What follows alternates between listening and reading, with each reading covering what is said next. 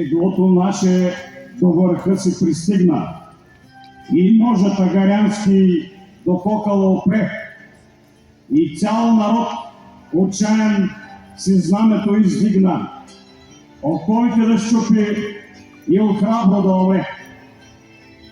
Почна се битка люта, омраза петвековна избухна страшно вече. Вулканът с гръм и слава внезапно закипя. Ужасно се сблъскаха. Балканът разлеперен начена да гърми. И българските гърди по-силно затоптяха. Българското име екна по все страни. О, храбри панагюрци! О, синове достойни! В гази е кипяла асеневата кръв. Вие първи меч дигнахте и прапорците бойни и пуснахте на воля шишмановия лъв. Задрънкай, кусло моя, гърмете вие, струни, и звукове по-мили, издайте този час, че духове велики имало помежду ни, че бъдеще светливо имало и за нас. Но племето славянско в мъките калено, омръзнало да тегли той иго на света и бори се юначки, на Бога уверено и гръмогласно викна: свобода или смърт!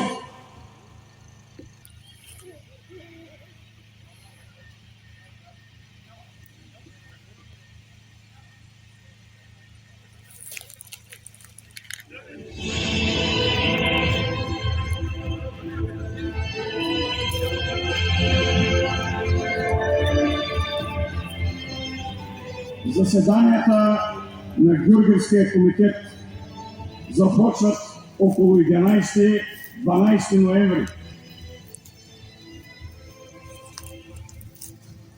Те стават след неуспех на Старозагорското въстание, което през 1870 след част от българската емиграция. Но обстановката на Балканите продължава да бъде благоприятна за въоръжени акции срещу високата порта.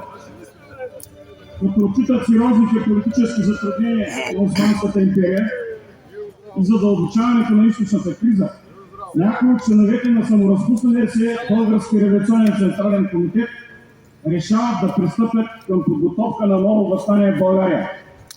За целта те изграждат в Гюргево политическа организация, останала в нашата история под името Георгиевски революционен комитет.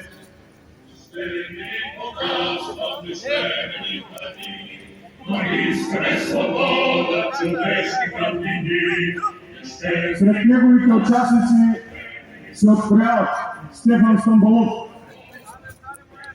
Панайот Волов, Стоян Заимов, Никола Обретенов, Георги Бенковски, Иларион Драгостинов и Иван Хаджидимитров.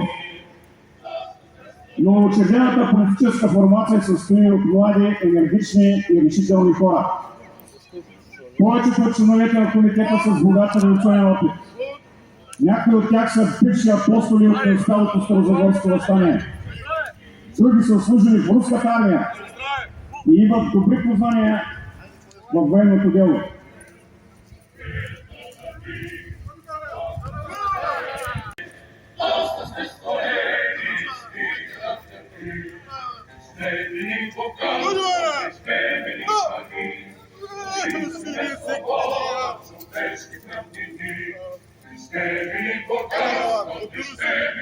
Въстанието е подготвено само за 1-2 месец, с което се обясняват неуспехите в организацията и хода.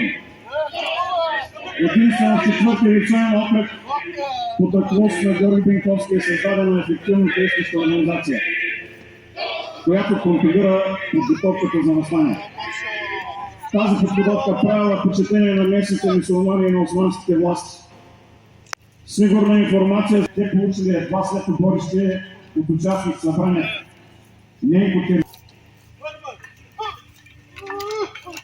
И имаше още фишеци да навием, пушки да приготвим, да разбратим още няколко писма.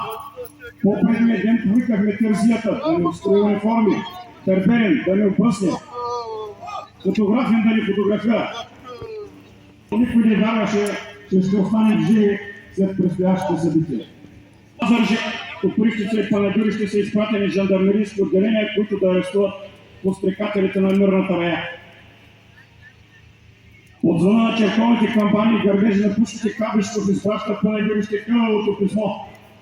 Писмото е пренесено от 19-годишния гид часовен път от Копривщица до Панагюришке само за 2 часа. Заедно сме, като бях известен за вашето решение, взето в Борищенското събрание. Повиках няколко души юнаци и след като се въоръжихме, отправихме се към Конака, който напахме и убихме Мидюрина. Няколко запни. Когато ви пише това писмо, набързо се развява над Конака. Пушките гърмат предложения от така на черковните кампании, а юнаците се целуват един други по улиците. Ако вие, братя, сте били истински патриоти и апостоли на свободата, то последвайте нашия пример и в Панагюрище. Въстане! Ударите камбаните! Почна се, почна!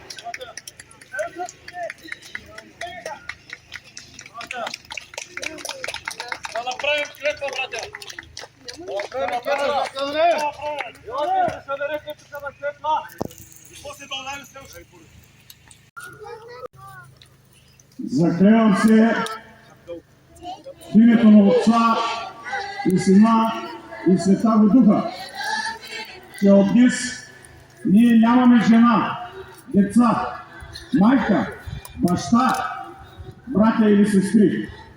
От днес ние се вярно заклеваме в този честни кръст и в тази сабля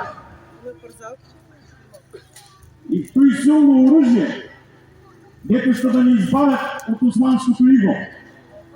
Ние се заклеваме, че от днес ще слушаме нашия воевода и ще изпълняваме вярно за всичко, що ни заповеда. Ще воюваме против нашия душманин, до да освободим Отечеството или загинем за славата на родината ни и за славата на Бога. Амин! След първоначалната еуфория, въстаниците са наясни, че скоро душманите им ще се появят на подстъпите към града и започват трескаво да укрепват отбраната. Около селището се издигат барикади. Към позициите се пренася оръжие и джепане. Този пикащ труд се включва и цялото цивилно население. Жени, деца, старци. В центъра на позицията е закарано и черешево топче. Преди това да бъде изпробвано, той отправя апел към селото.